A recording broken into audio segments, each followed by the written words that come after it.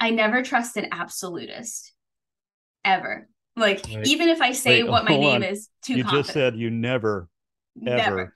Yep. trust an absolutist. Never. 100% of Isn't, the time, you cannot trust an absolutist. aren't you, There aren't is you 0% knowingly, chance that aren't you you will. knowingly saying what Obi-Wan said, that only a Sith deals in absolutes? Yes.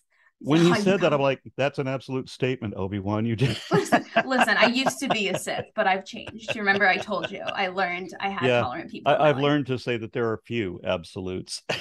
There are few. There are few absolutes. For Yeah. example, I can't think of any.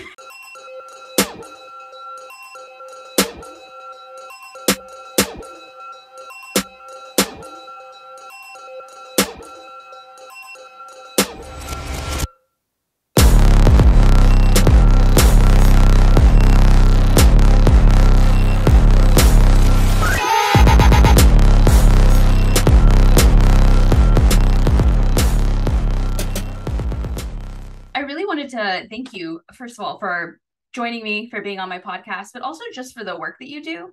I've been following you since probably 2016, 2017. And one of the things that I really like about your approach and about the way that you deliver your message is that you are very direct, you're very upfront, you don't back down from things that you say, but you still say them in a very respectful way that's non-insulting. You deliver it in a way that's very thought-provoking and very welcoming, and that really helped me when I was kind of on my initial deconstructive journey, because I didn't feel like if I decided to stay, I was an idiot. And I didn't feel like if I came to the other side, if I became atheist or agnostic, that made me, I had to be like an angry, loud person. And so I just, first, I wanted to just throw that out there and say that I appreciate your style and your approach. Well, thank you. While I want to accept the compliment as is, I also want to add some clarifier to it that just not backing down isn't always a good thing. No, no. Because, yeah, I mean, it's not that I'm just going to be stoic no matter what. I Right, will change my mind if I'm wrong, and I right. have been shown to be wrong Yes. a couple of times, and I'm always embarrassed about that. And I try to be very careful that to minimize the number of times that that happens. Right. But I've also found that if when you realize that you're wrong, own it immediately, and that's the best course. Yeah, absolutely. And I feel like I've been lucky in life that, at one point I was raised in the South, I was raised in Arkansas. So at one point I legitimately thought I was this Republican Baptist conservative girl. And I luckily had enough people with patience and guidance in my life that as I did change my mind and as I did change who I was and what I believed and my opinions, they still allowed me to do exactly what you said and to go back and be like, you know what, I feel like I was wrong with what I said before. I was misinformed, but I still admit that I said those things and that I have since found enough evidence that, in my opinion, supports this change in who I am as a person.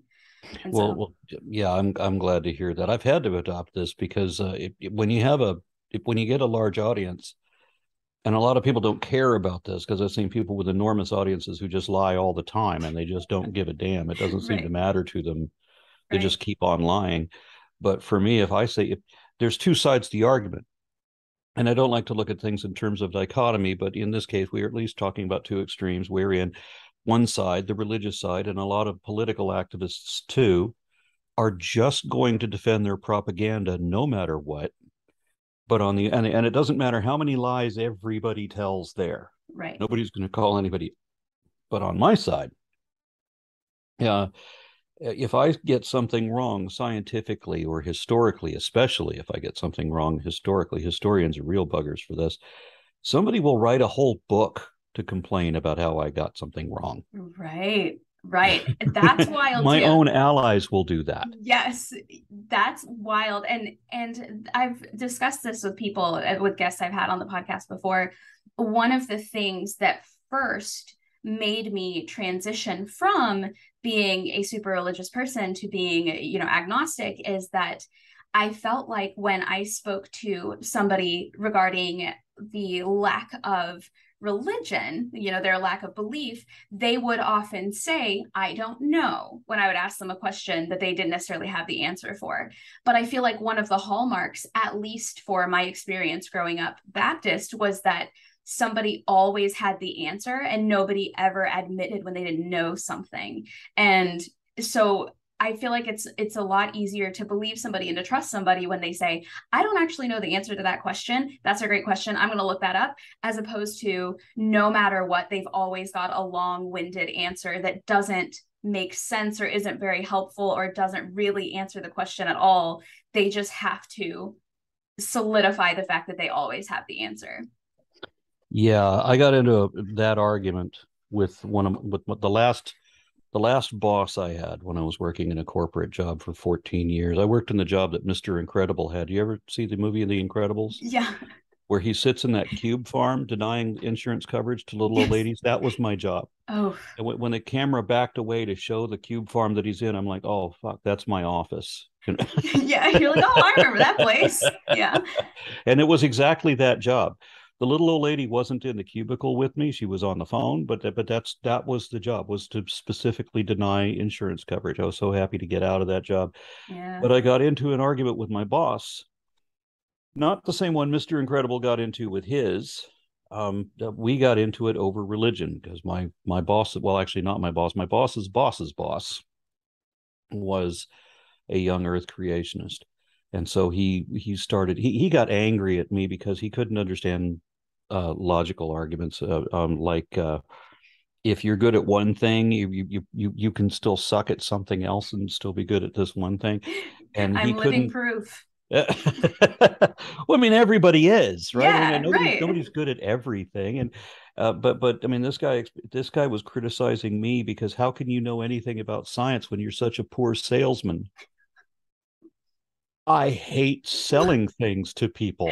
Yeah. I mean, I when I started this job, I wasn't supposed to sell. I asked not to sell. You moved me into a position where I now have to do the thing I hate. Right.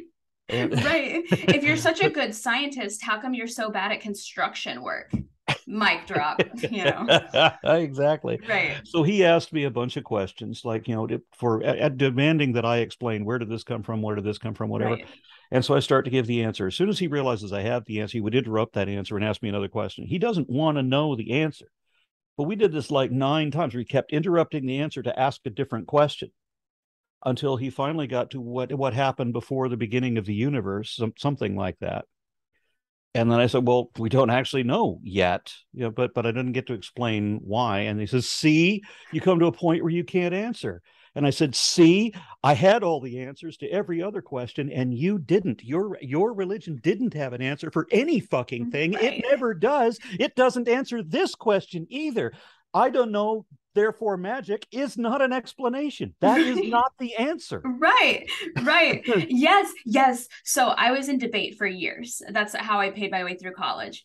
And it's wild to me how many people think that because, so like they ask you a million questions, and if you try to ask them the same question back, they don't think they should have to answer it.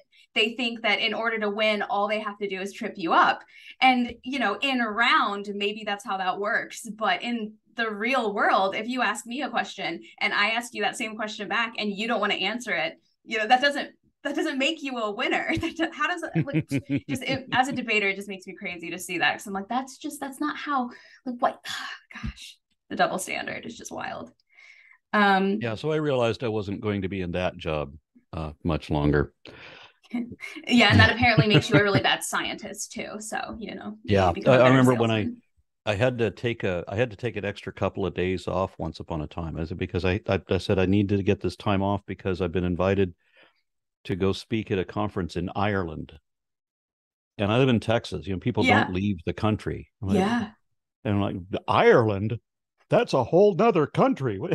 It is? Yeah, they get all excited about it. I'm like, well, yeah, I'm supposed to share a stage with Richard Dawkins. Yeah. Was that when you were touring with like Matt Dillahunty and those guys, or was that a different time? No, this was a different time. This was actually the first time I ever got off this continent. It was in 2011. I went to the World Atheist Conference in Dublin. Wow. But I was invited. Yeah, my first time going out of the country, they did actually want to put me on the stage, and they put me on a stage with Richard Dawkins. So I shared a stage with Dawkins, but and that was in 2011 when that was a particularly big deal. Yeah. But the thing is, I had to tell my boss this, that people are treating me like celebrity when he just treating me like a peon because my sales numbers aren't what he wants them to be. And when I said I was going to share a stage with Dawkins, they said, "Is he the one in the wheelchair?" I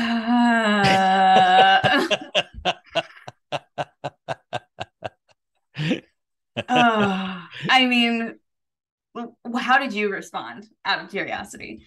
Well, I was very polite about it because this wasn't my time. This was my boss's boss, not my boss's boss's boss. But he was in the room when we had this conversation, so it was equally awkward. And then there was another time when they were going to fire me because of taking all this time off because I had miscalculated the international dateline.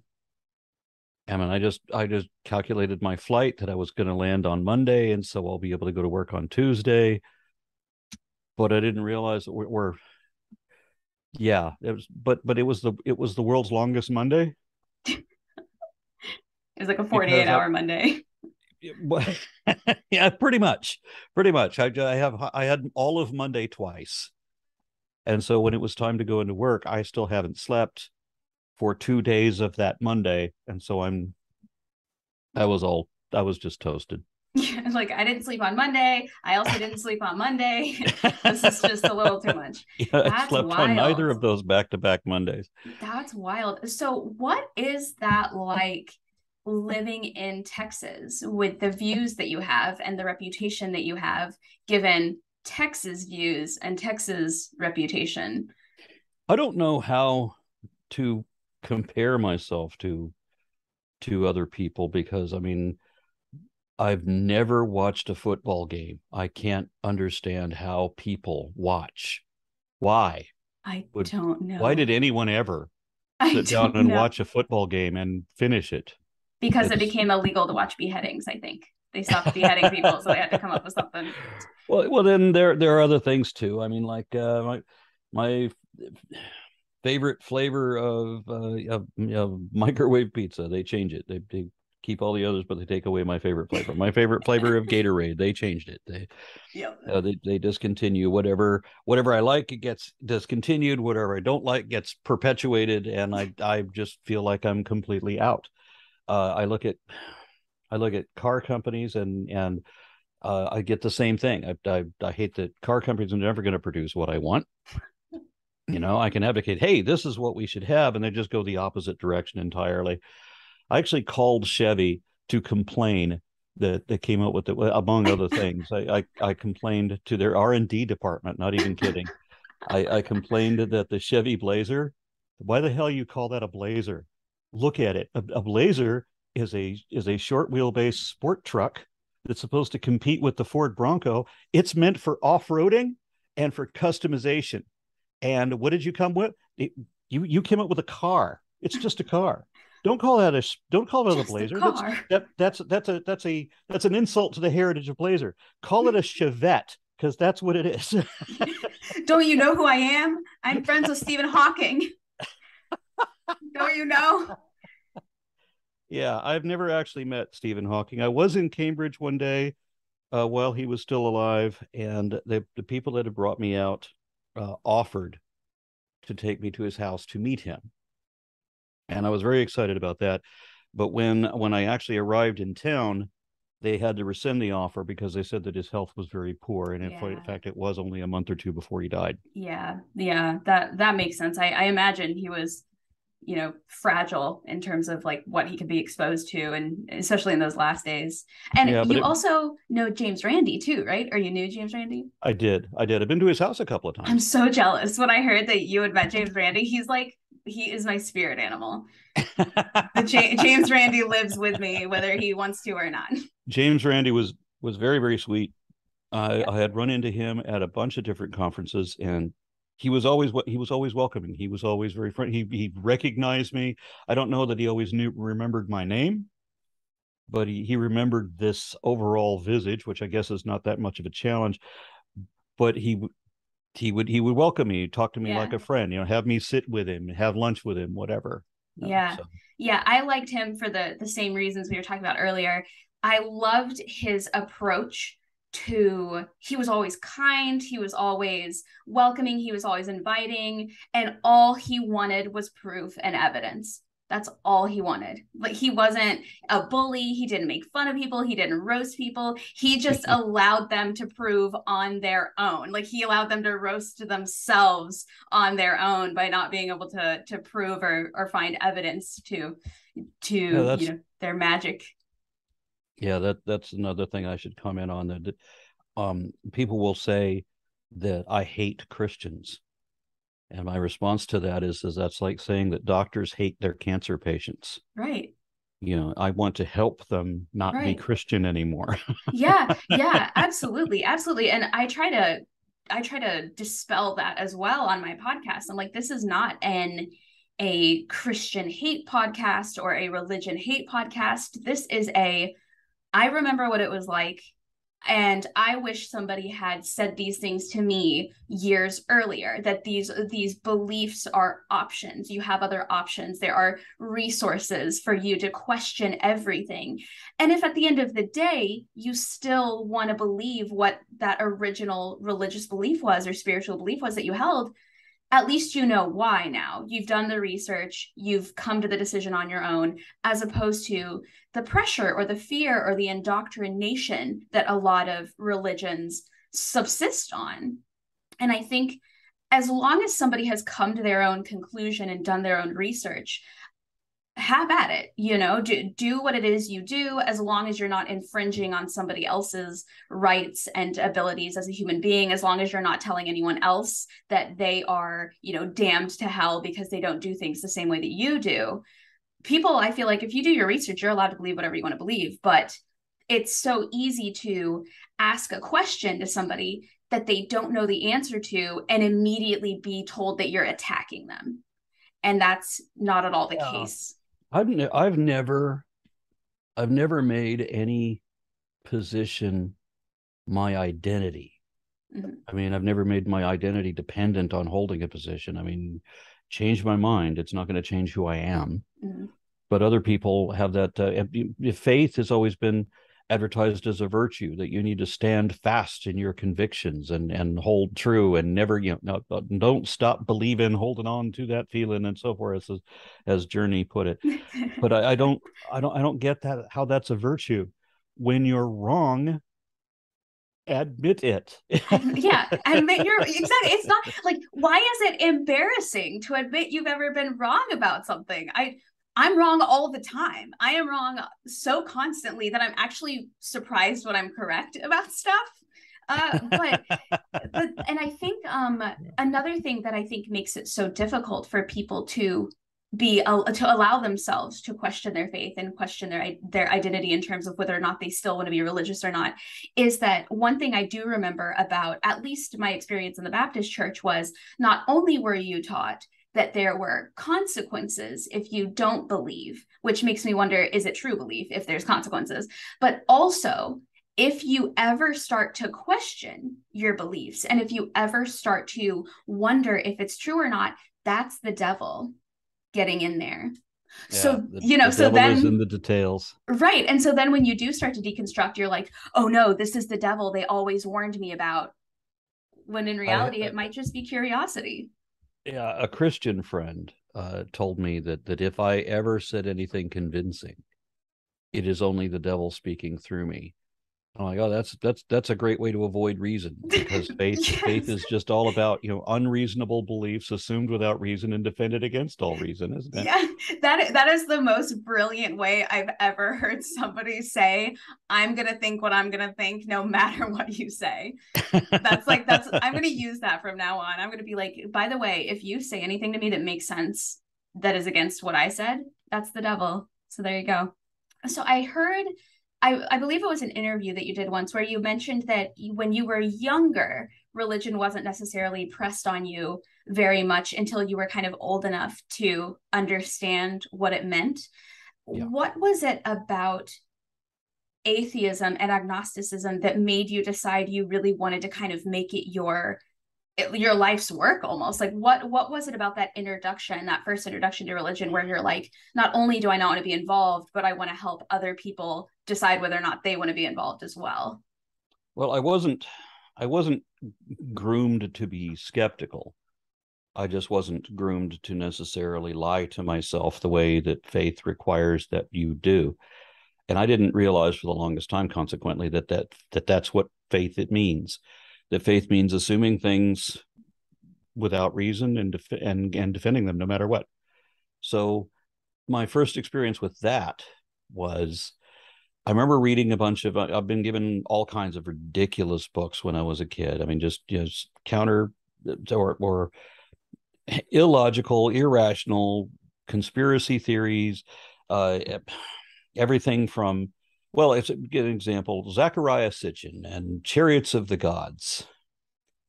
And so I was given that when I was like 12. And Wow. so I'm supposed to read about these time traveling, either aliens or time traveling modern people going back to the Nazca lines in South America and all of that. And so I'm supposed to believe I was supposed to believe in the Loch Ness monster. I was supposed to believe in time travel. I was supposed to believe in extraterrestrial visitation, all these different things, Bigfoot, everything. I was told that the Loch Ness monster was a fact. I was told that Bigfoot was a fact, that flying saucers were a fact, all of this. Really? So yeah. So and I had I didn't know the correlation between all of these things and rationality, skepticism. I was never taught anything along the lines of philosophy. I was told that skeptics are cynics who are missing out on the big picture that only believers can appreciate. So there's something about Huh. gullible credulity that makes people happy, that believing things that are not true is somehow, I guess, something along the lines of ignorance is I bliss. was about to say that. It's like kind of in that vein. Yeah. Yeah, and I had that argument with one of my superiors. I think it was a babysitter when I was 8 years old, 1971. I was when I was 8 years old, and one of my babysitters was arguing with me, and she said ignorance is bliss. And my counter argument in the next breath was, but knowledge is power. Did she like explode in that moment? Just like you One of won the that. things that she yelled in my face was, how dare you question God? And I often heard the resuscitation of um, a recital of ours is not the reason why, ours is but to do or die. They didn't like people that asked questions because they didn't have answers. Right. And my questions through them. I mean, I didn't think it was that unusual for an 8-year-old to know that water is H2O. I was pretty sure everybody knew the chemical formula of water is H2O, right? H is hydrogen. It's That like the means first thing you learn, I feel like. yeah, so it's two hydrogens and an oxygen. Now, I didn't know what the chemical constitution of wine was, but I knew it involved sugar and alcohol. And later in life, I figured out what the chemical difference is between H2O and these is just you add some carbon atoms in key locations, and you can make water into alcohol and into fructose if you add carbon atoms in just the right places in the construct. But I didn't know that when I was 8. Yeah. So I asked my babysitter, how did Jesus turn water into wine? And specifically, how did he make it go from two hydrogens and an oxygen to whatever alcohol and fructose is? Yeah. And she like had an aneurysm. She was probably what, like 17, 18? How old was this I don't person? know. Yeah. Yeah, she just lost her mind. That's when she yelled at me, how dare you question God? But I feel like if God were real, don't you think that he would, and by you, I just mean the general you, don't you think that he would almost encourage you to do research and get answers and follow him based on facts and evidence, right? I know that Christianity doesn't want you to think that, and religions don't want you to think that. But I like to think that if God were this man and he existed, he would be delighted to find out that research and questions and, evidence were what brought you to him. as opposed to ignorance and rather not answering questions or asking them to yourself because they're scary or you might not like the answer. I don't know. But the biblical God would not. But I like to think that the real dude God would, maybe. The distinguishing biblical God from the real dude, that was one of the first problems that I had with religion. I remember asking a prayer when I was 12. And I asked the prayer just like it says in Matthew, I think Matthew 10, when it says that, where is it? Matthew 6, 5 and 6, where it says that do not be like the hypocrites who pray out where they can be seen. You pray in the privacy of your own room. And so I did. And I demanded that God explain himself, because I just tried to read the Bible and I didn't even get out of Genesis before he chucked it across the room in disgust. This is not God. I mean, I was told that the Bible is the word of God and that God is love and that God is the ultimate wisdom. And how many pages do you have to get to realize that there's no wisdom in this book? And there's a lot of punishment and death and sadness. There's ignorance, there's superstition, there's abject stupidity, there's hatred, there's racism and sexism and classism and there, people who have scars across certain parts of their body cannot approach the tabernacle. People who have had their testicles crushed cannot enter the tabernacle. It can only be beautiful people who enter the tabernacle. What kind of a fuckhead God makes these kind of rules? Right. Obviously, God isn't making the rules. This is ignorant, bigoted, superstitious savages who are making these rules. Right. So, and if man is made in God's image, why are there ugly people in the first place that are now not allowed in the tabernacle? Like, is God ugly and he's just jealous? Like, what's the reason there? If people are made in God's image, then why is God an ape? That was my problem. Then why is God an ape? That's really good. Yeah, and why would God, any God worthy of worship, would not allow there to be a hell? I concur. Yes. So that's what gets me. And I know that this is one of like the dare I say overplayed points that people who aren't religious make all the time. But I ask people all the time. I'm like, if God already knows what you're going to do, he already knows. And yet he gives you the free will to still do it. For those of you listening, I did air quotes, to still do it. And he knows that what you're going to do is going to be something he considers a sin. And he already knows before you do it, when he still has the chance to stop you, that you're going to do it. And then you get sent to hell for doing the thing that he could have stopped you from doing. Yeah, it's just... Would you stop your child? If you know that your child is going to do something, and you've set it up that the child is going to do that, you know exactly what the impetus is. You've set the bait and the trap. Yes. And you know the kid is going to do it. So narrow is the path to redemption and wide is the road to hell, because God likes people in hell. Yes. Would you allow your child to walk 25 feet into traffic and just get hit by a truck when you could stop him at any point? Like, it's wild to me. And so I tell people all the time, I'm like, if God is real, and it is the God from the Bible, that is not somebody I want to worship anyway. Here's a logical argument you may appreciate. If God is omnipresent, omniscient, and omnipotent, then he was in the room for every child molestation. Yep. And did nothing but watch. Nothing. Yep. And that was one of the things that really was kind of the last straw for me, was because my dad died when I was 1. He was actually carrying me. He stopped walking. He handed me to my mom and he just fell over dead. Like, that's how fast he passed away. And people would say, oh, God has a reason for everything. He has a reason. He has a reason. And you know, God likes to teach lessons. And I remember asking people, what lesson exactly was my mom supposed to learn there? Because she was a devout Christian her whole life. She prayed every single day. We were in church on Wednesdays and Sundays and sometimes on Saturdays. She prayed over us every single day. She read us devotions. She bought us copies of the Bible. She played Veggie Tales for us. What lesson was she supposed to learn by being made the single mom of two out of nowhere with no warning whatsoever after growing up as poor as she did with no running water? Like what else is there to learn? I'm confused, because that doesn't make sense to me. If you could enlighten me, that would be great.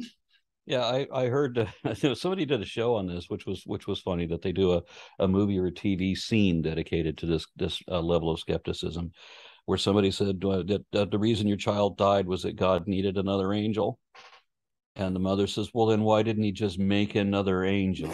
Did he just make another angel? Not only that, but if you read the book of Genesis, half the angels he gets, he sends to hell anyway. So, like, who is this guy who's taken babies to replace angels? And you don't become an angel. Angels and humans are different species. They're totally different species. And then if they mate, I learned recently, you create the Nephilim, which are apparently just horrible giants that pillage and plunder. But that's a whole other thing. Because I learned about those recently. I was like, I don't remember hearing about this in Bible school, but that's fine. And so when you were a kid, so your parents encouraged you to believe in things like the Loch Ness Monster, along with, now they were Mormon, your parents? Well, ish. My mother was Mormon. My biological father, I don't think he ever identified, or none of them really identified with a denomination. They decided they consider themselves Christian. But my father summarized his entire theology as, "I just believe in the man upstairs," and that was pretty much it. The rest of the family, they'll tell me, "Well, we're Christian." Yeah. And they don't even know what that means. They've never cracked open a Bible. They don't care what it says. They don't know what a creed is. They don't know what being Christian means. Being Christian means the t-shirt you wear, the coffee mug that has a cross on it. It's just the same thing as wearing your Dallas Cowboys paraphernalia. It's just, okay, so you're a Dallas Cowboys fan, you're a Christian. That's the same kind of thing. It's however you identify. They don't understand there's any more meaning to it than that. So people will tell me that they're better than me, because even though, and I'm thinking of a specific case here, even though you're a drug addicted, alcoholic, fornicator on your fourth marriage and your fourth felony conviction, you're still better than me because you're Christian, even though you don't know what the fuck that means, and you refuse to crack open a Bible. And doesn't the Bible say that if you marry somebody who's been previously divorced, you should be stoned to death because that's adultery? Pretty sure it says that in there. How would he know? just throw a rock at him and be like, "Sorry, I thought you were a Christian. Like, I thought that's what we were doing here." Yeah. That's like, yeah.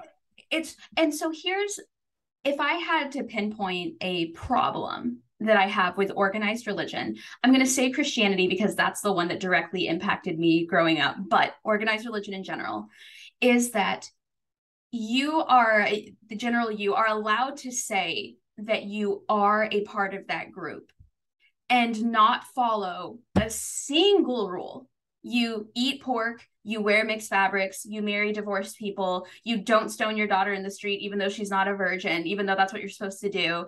You do the complete opposite of everything that the Bible says makes you a good Christian. But if I do all of the same things that the Bible says are against Christianity, because I have a different label, that makes me a bad person. Like, because I identify as non-religious, we're doing the same things. We're both breaking the same rules.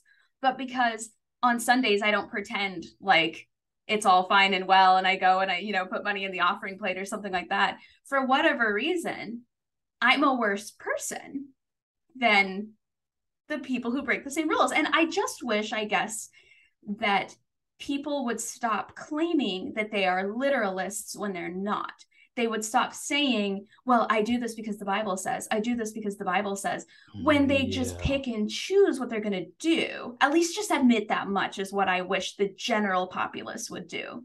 If you do what the Bible says, then you can go to the houses of your neighbors and murder them, kill everybody, and take the preteen children if they have not known a man by lying with him. And I don't know how you're going to make that determination, but you're able to take those preteen daughters as Yep. sex slaves, and they become either wives or concubines. That's your choice.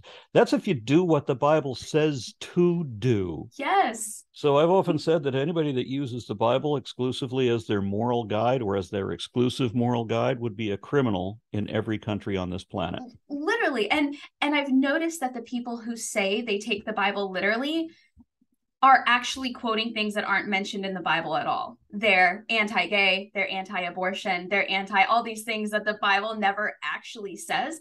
And another thing that I've noticed is if the Bible states it literally, the Bible says do not eat pork. People say, well, it was a different time. You know, this is a metaphor. Pork was different back then. You could get really sick eating it. Same with shellfish. So that's why we're allowed to do that now. If the Bible is ambiguous, it's like, oh, Sodom and Gomorrah, maybe they were just rapists, and so that's why we burned them. People are like, nope, it means gays. That's what it means. It means gays. He's not metaphorical, he's literal. That's what it means. And you're like, no, hold on a second, that just doesn't make any sense. So they'll get a tattoo, right? Even though the Bible says you're forbidden to get tattoos of a cross. Yeah, and you can have shellfish, because that was a different time, right? Except that both of those are prohibited in Leviticus, along with homosexuality. So why do you accept that homosexuality is an abomination, but getting tattoos and eating shellfish is not? Right. Does it say only read these verses of Leviticus and ignore the rest? Yeah. Yep. And even the 10 Commandments, even if we're like, okay, get rid of everything, we're just looking at the 10 Commandments. Did you mouth off to your mom? You have broken one of the 10 Commandments. Do you think your neighbor's wife is hot? You are breaking the 10 Commandments. There's 10. There's literally 10. That's it. You just got to live by these 10. I like to call Except the 10 Commandments there's just not decent advice. And that's another thing that people don't get. There's not 10 commandments. There's 14 commandments, as many as there's 11 to 14 commandments just in Exodus 20, depending on how you interpret it. And then that list continues on through Exodus 21, 22, 23. And then you get to Exodus 24, I think it was, before Moses comes down with his all the edicts and all of the covenants and all of that, and then he breaks them, all the laws of God, everything put together, and it doesn't give a number. So then he smashes them, and then has to go back up the mountain to get the second edition. And now God says that he's going to write everything exactly the way it was, and the first two are paraphrased from the way they were. And this is the first time, in Exodus 34, is the first time the Bible refers to the 10 Commandments. And apart from the paraphrased, not exactly identical, but paraphrased first two, all the rest are different.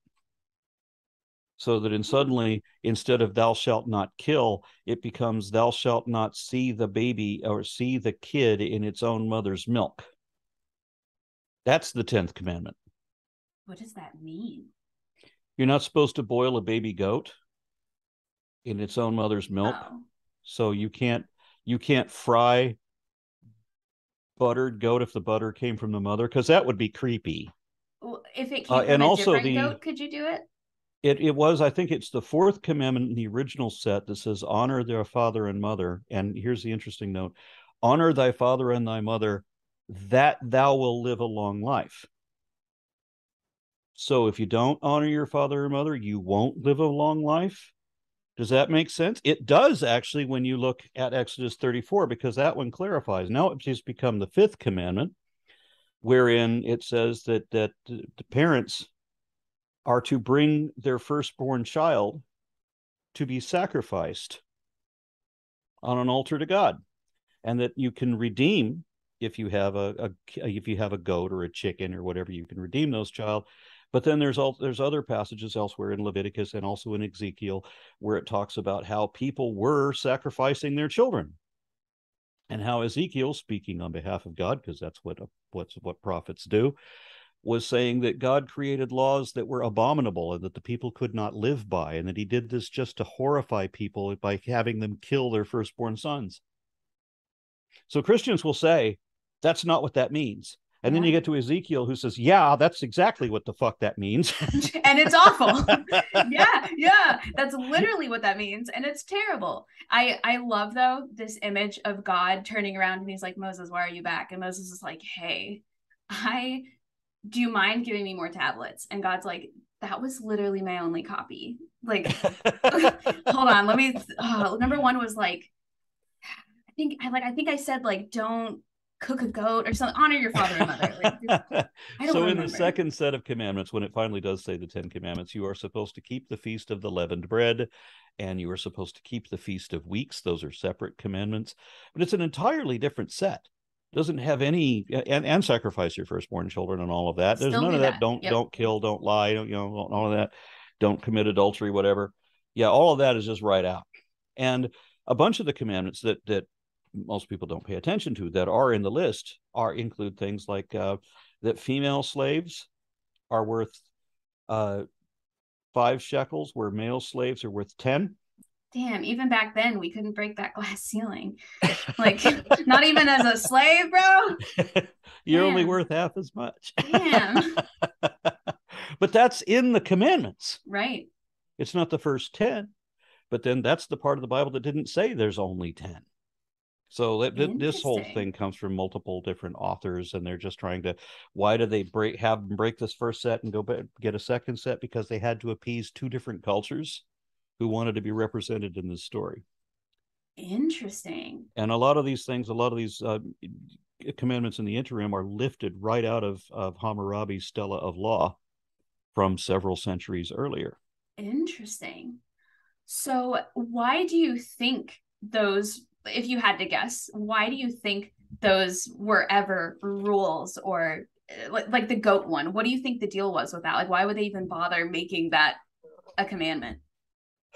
The Jews were very much into cultural traditions. That's why you keep the feast of this and the feast of that. Yeah. And all of that. Other people were more looking for some kind of laws when there is no law, when people were just desert brigands and so forth. I mean, I read the Quran too, and that was amusing because those people were just desert bandits. Muhammad was just a desert bandit. That's his whole deal. So he would raid the caravans of his own people and wage war against what was his own people to build his cult. That's wild. And yet I feel like that's very reminiscent of today's American Christianity. I feel like every day when you're on TikTok or you're on the internet or wherever you are, you're seeing one, megachurch pastor decrying another megachurch pastor, or one person like blaspheming another person, and they're eating their own almost, it seems like. So maybe history repeats itself in that way. Yeah, it's a sad thing. Christian nationalism just terrifies me. It's like nobody pays attention to history. They don't read, right? They don't care what facts are, like, at all. People are telling me all the time to just use the power of positive thought to change reality. Like, if you can convince yourself that reality isn't the way it is, then it won't be. Yeah. That you just have to convince yourself that it's not, and then it won't be. Yeah. That's psychosis. Yes. That's not the power of faith. That's the power of delusion. Right. And so we end up with these megachurch pastors who get stupid, filthy rich, saying the most idiotic things. Like this woman, what was the woman with the pink hair? Old lady with pink hair was yelling that Jesus broke down her bedroom door and came crashing in at noon to wake her up at noon, yelling about how he's going to take over or whatever, and he's going to enforce his power. And so she's chanting about all these assertive things that Jesus is pointing at her and yelling at her. We know none of that happened, but people are giving her millions of dollars, right, to say this ridiculous thing. And then there's this other guy, I forget the long-haired guy with the leather jacket who talks kind of slow. I know who you're talking about. I don't remember his name though, because he's kind of slow. But he'll tell you all the time what Jesus said to him in the men's room at the casino. Yeah. Listen, a man named Jesus talked to me at a casino once too, but it was an entirely different experience. Entirely different. Yeah. I remember as a kid taking road trips to go see Benny Hinn, like as if it were a concert, going to see him and being like, oh my gosh, it's Benny Hinn, he's my hero. And it's just wild. It's just, when you look back on it now, it's so, just watching the clips, it's so obviously false, and it's so obviously grifting that I don't, it boggles my mind to this day how people still fall for that. And when I meet people who are devoutly religious, I don't dislike them. I don't think they're dumb. I don't think any less of them as people. But I do feel a sense of sadness, I guess. It's very similar to when you know your friend is being catfished online, or when you Yeah. know that somebody is falling for something that they truly believe and they truly want to believe, and they legitimately think they are doing the correct thing, and you can see from a mile away that something's off. They're being taken advantage of. They're being, dare I say, brainwashed, right? And so when people think that anybody who's not religious is like mean or hates Christians or is a bully, it's, in my experience, it's actually been quite the opposite. It's just been kind of sad to realize that everything that you identified with, the entire identity you built yourself around, isn't real. I would love to believe that my dad is watching over me and he's proud of me every day, and I'm going to see him again one day and it's going to be a big party.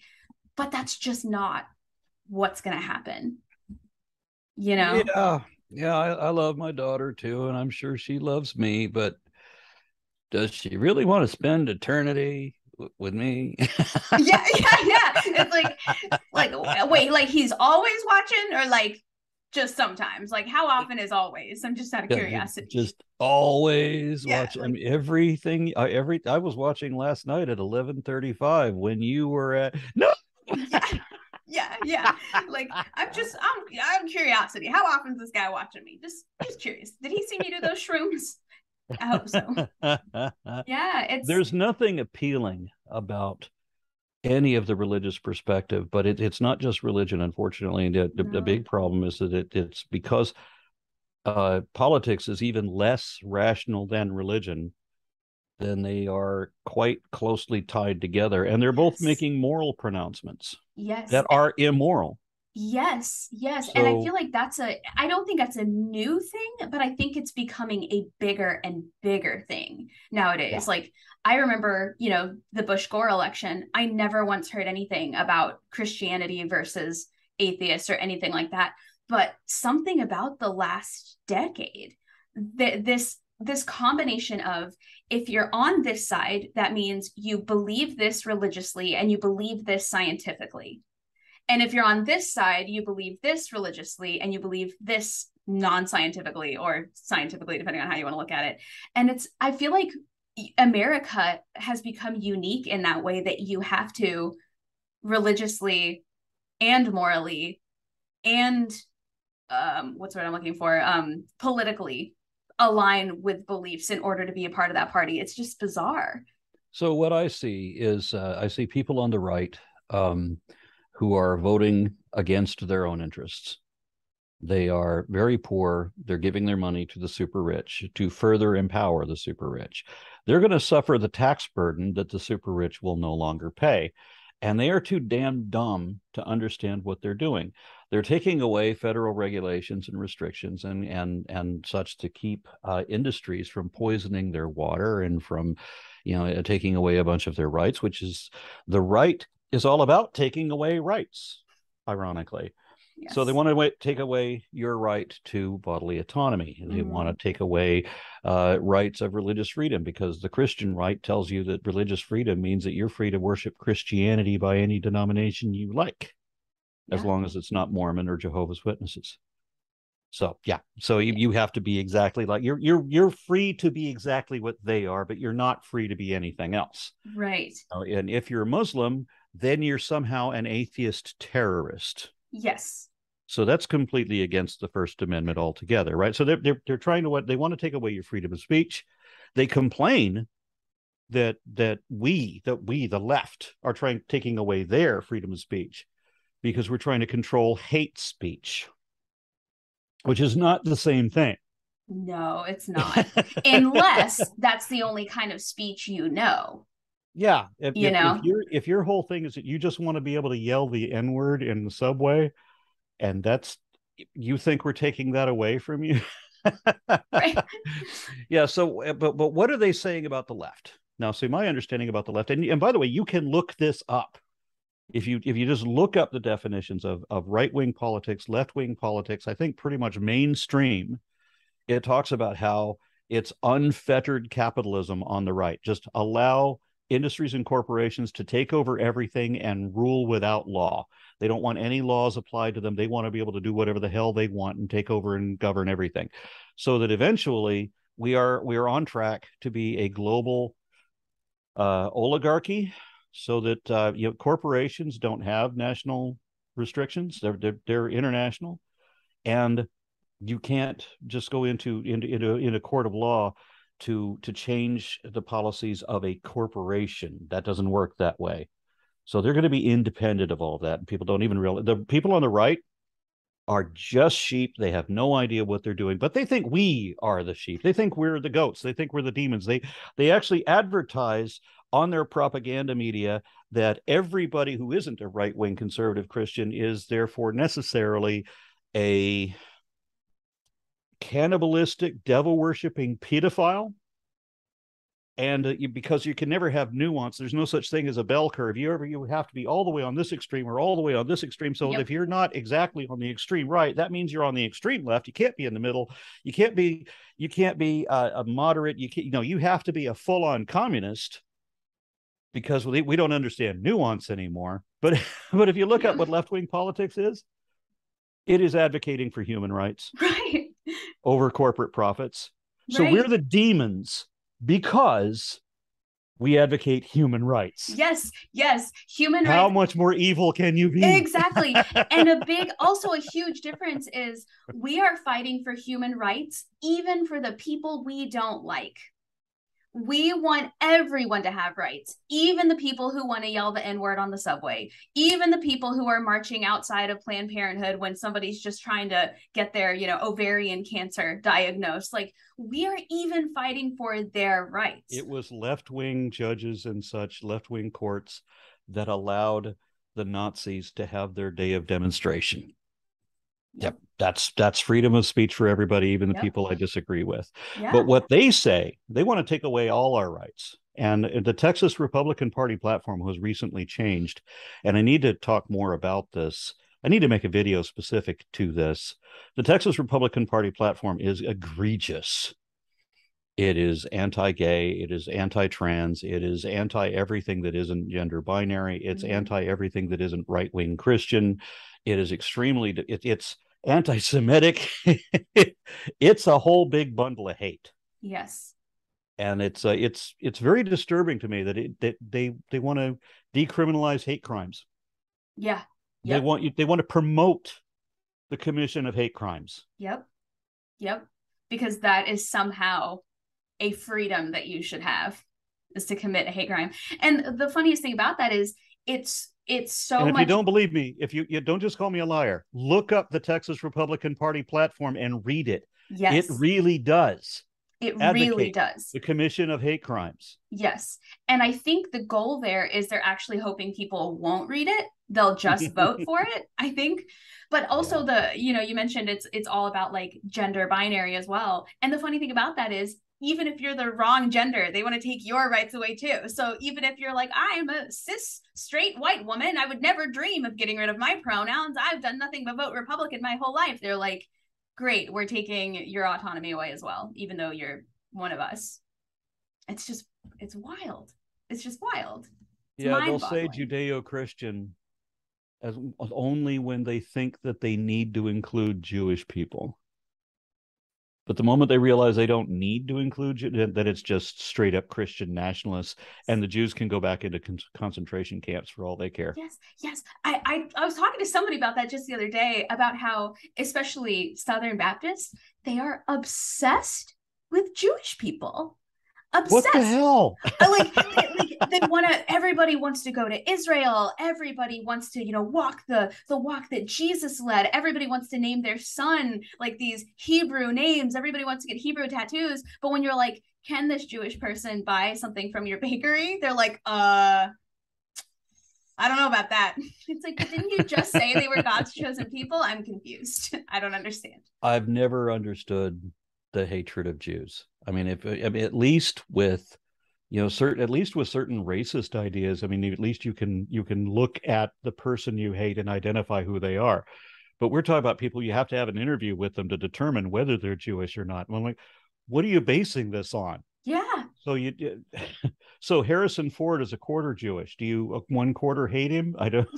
Yeah. Do you 1/4 hate him? Do you just skip the Star Wars movies he was in? I'm confused. How does the story still make sense if you do that? Yeah, Leonard Nimoy, Spock, he was Jewish.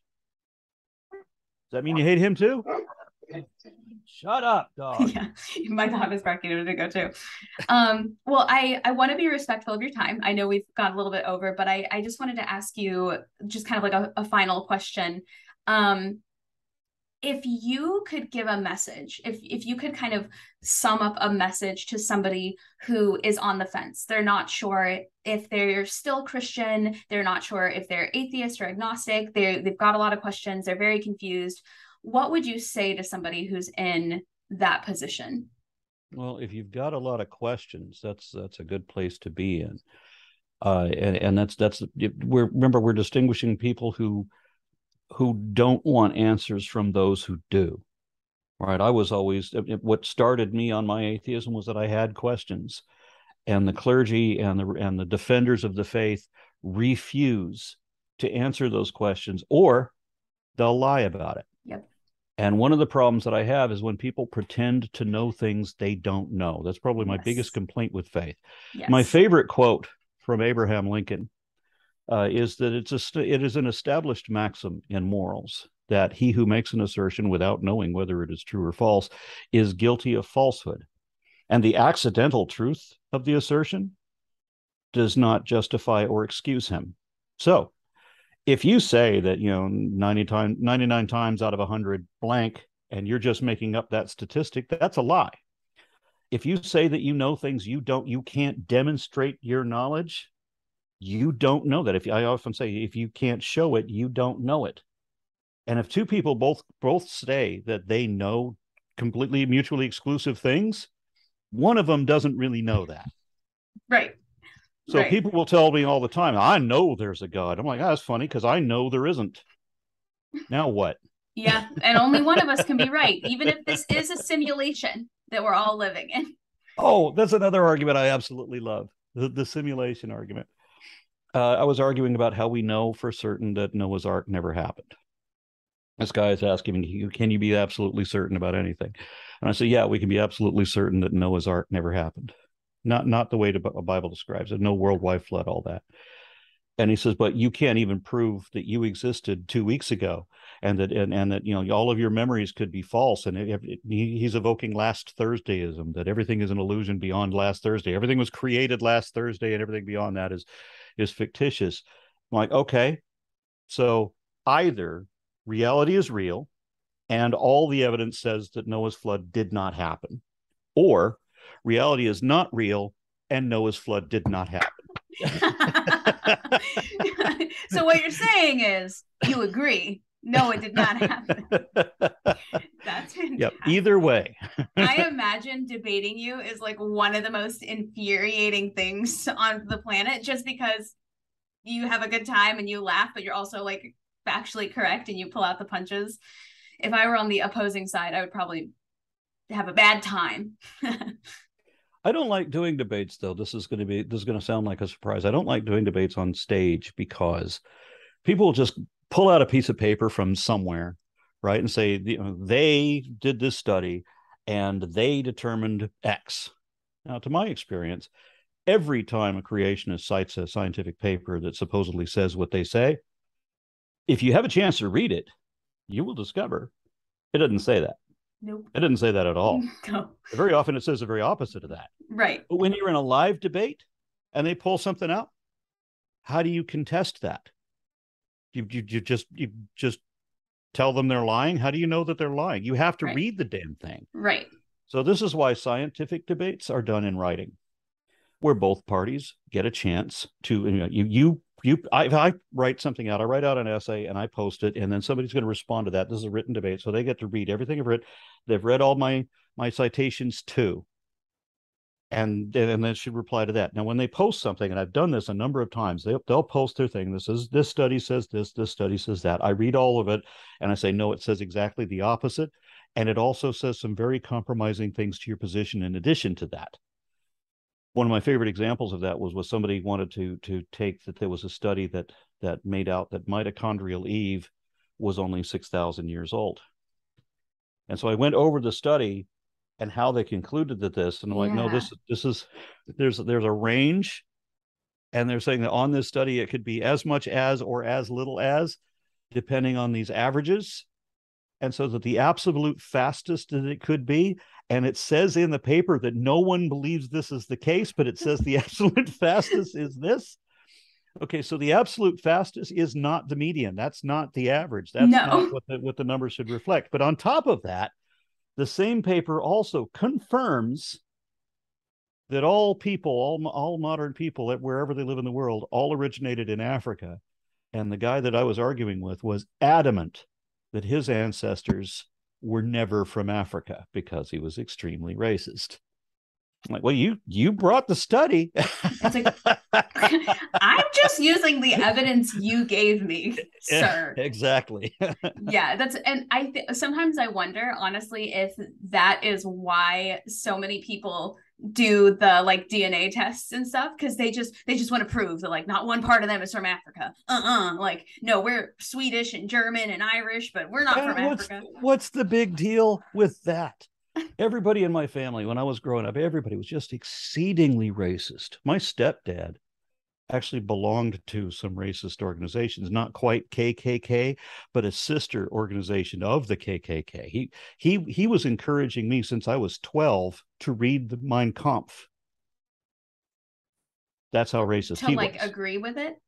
Yeah, he expected that I would agree with it. Yeah. I did eventually read it, and no, I didn't agree with it, but at least I had specific reasons I could show from the book as to why I didn't agree with it, which he was too stupid to understand anyway.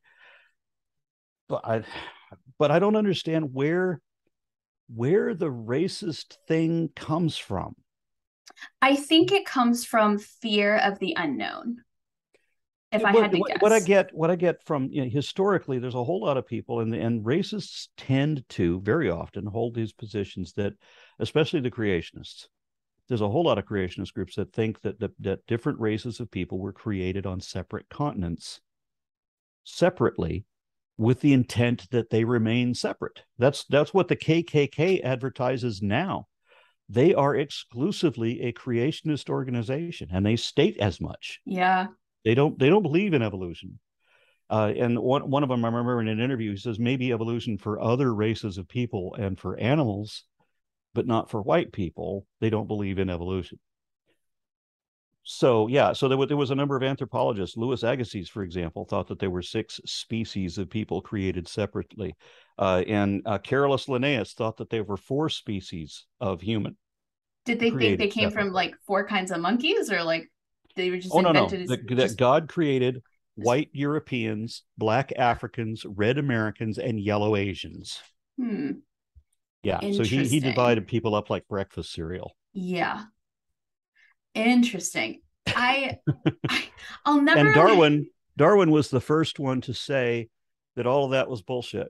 He didn't say it. Now Franz Boas said it 16 years later in a short T-shirt caption, a little slogan that you wear in a single sentence.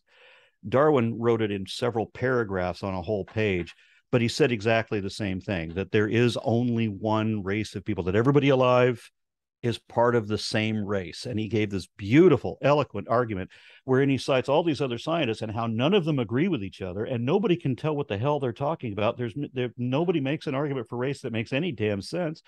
And yet, and Hitler was arguing that he didn't believe in macroevolution. He said that belief in that evolution was only capable possible within limits, within a species. But he said that the evolution of new species, or belief in the evolution of new species, was a sin against the eternal creator. And what irritates me is that Hitler declared himself to be a creationist in Mein Kampf, which I was forced to read, so now I know the argument. Yeah. And Darwin, his whole life, was arguing on behalf of the subjugated peoples. And he's always arguing in defense of indigenous folks against, imperialism and all of that. Right. He was standing up for the little guy on every corner. And he hated slavery. He said he would never go to another slave country again. He argued against the concept of racism. He argued against the notion of superiority and inferiority of races, all of that. But the way the creationists now put it is that Hitler was a Darwinist and Darwin was a eugenicist. No. That Darwin was a racist. No. Both of those are absolute lies. Right.